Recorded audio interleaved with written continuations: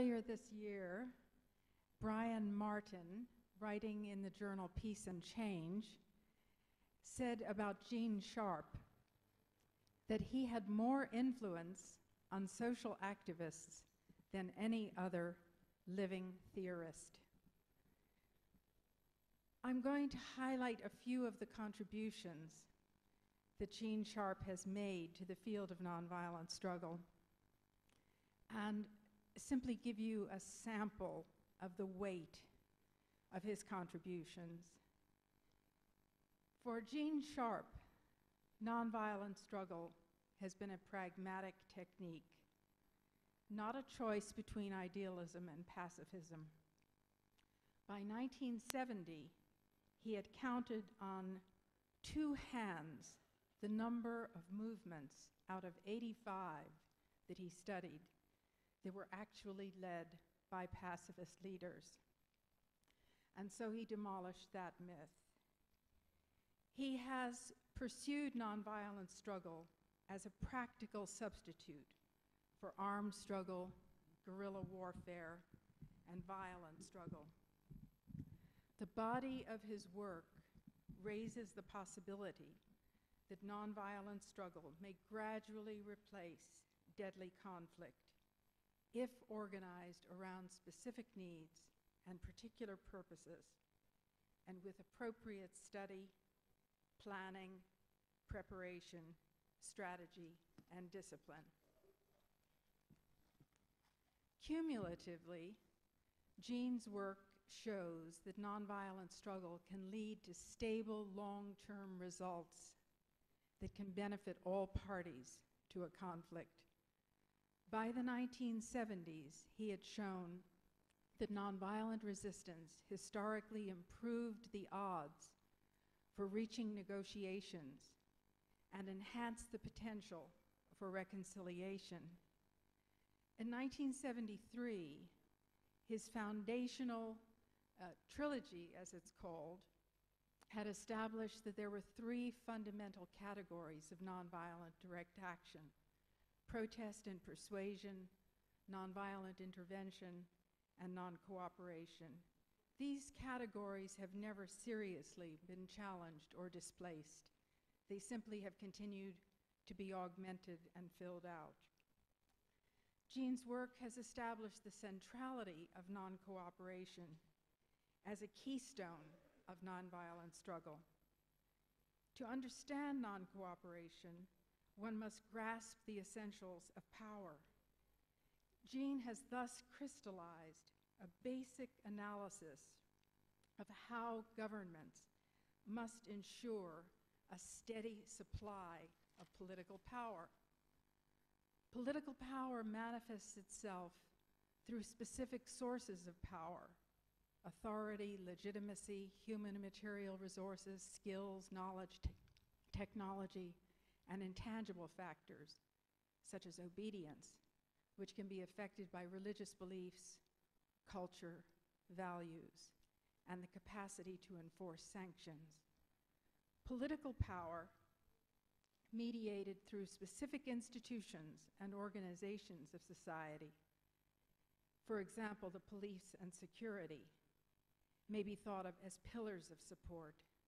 Gene importantly has classified the supply of necessary sources of power that sustain state authority.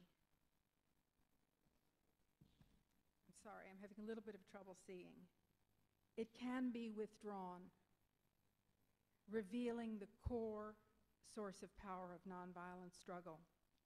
Nonviolent struggle achieves its political objectives, as the body of Gene's work has shown, thank you, by altering power configurations amongst groups or persons. Gene's early work on the loci of power, or the place or location of power, antedated much of the recent interest in civil society and contract theory, social contract theory. His work on the loci of power has been extremely important in identifying the necessity for the diffusion of power throughout a society. To quote him, effective action requires corporate resistance and defiance. Thus, institutions must be diffused through a society. And if diffused, it means that the ruler and the ruler's controls are thus subjected to more limits. In his early typology of methods, which he abandoned incidentally in the early 1970s as too impossible to tabulate, it has remained classic. His work on mechanisms of change remains original. He categorized 4 distinct mechanisms of change. Conversion, the rarest, and sometimes I wonder exactly how rare. One of the best examples of conversion is the Vaikam Satyagraha against untouchability in India in 1924 and 1925. And I've just spent a month there and found out that it probably is not a case of conversion at all. The second category of accommodation, thirdly, nonviolent coercion, and fourthly, disintegration. These categories have been subjected to suggestions of change, but not seriously changed. Jean also very significantly addressed, and at a very early era, the notion of mixed strategies, the idea that you try nonviolent struggle until it fails, a hodgepodge of strategies. He has addressed this systematically and effectively. We heard it mentioned yesterday, but as he has said, the use of violence against an opponent may strengthen the opponent. It gives a pretext for severe repression, reduces the sympathy of troops of the adversary, alienates support from international third parties, and inhibits popular participation. Most significantly, of course, Jean has established the clear need for strategic planning and nonviolent struggle. I'd like to say a few words just highlighting his life, because the International Board of Nonviolence International has established an award in his name. And I just want very rapidly to highlight a half-century of work on his part as a scrupulous scholar with meticulous magisterial attention to detail. In 1951, he was awarded the master's degree in sociology from Ohio State. In 1951 to 1955, he studied nonviolent resistance and Gandhi independently in New York City. But before that period, he engaged in something very important. He was indicted for refusal to report for military conscription in the United States.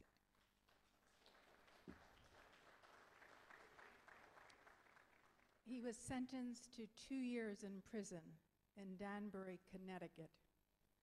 Prior to going to prison, he sent a book that he had written on Gandhi while doing study in New York to Albert Einstein, the nuclear physicist, one of the towering figures of the 20th century. Albert Einstein, incidentally, believed in a binational state for Israel-Palestine, or he would have simply said, for Palestine. And Gene Sharp wrote to Einstein and asked him to write a foreword for the book, which he did. I want to quote for you a few words that Albert Einstein wrote about Gene Sharp. He said, "His volume reports facts and nothing but facts." Those of you who've been with him for the last 2 days will understand exactly what Albert Einstein meant. He then went on to say that the work was highly effective, and he says that its importance will grow with time. And he also engaged in correspondence with Gene's mother, and he wrote of Gene that he was a person of noble sincerity.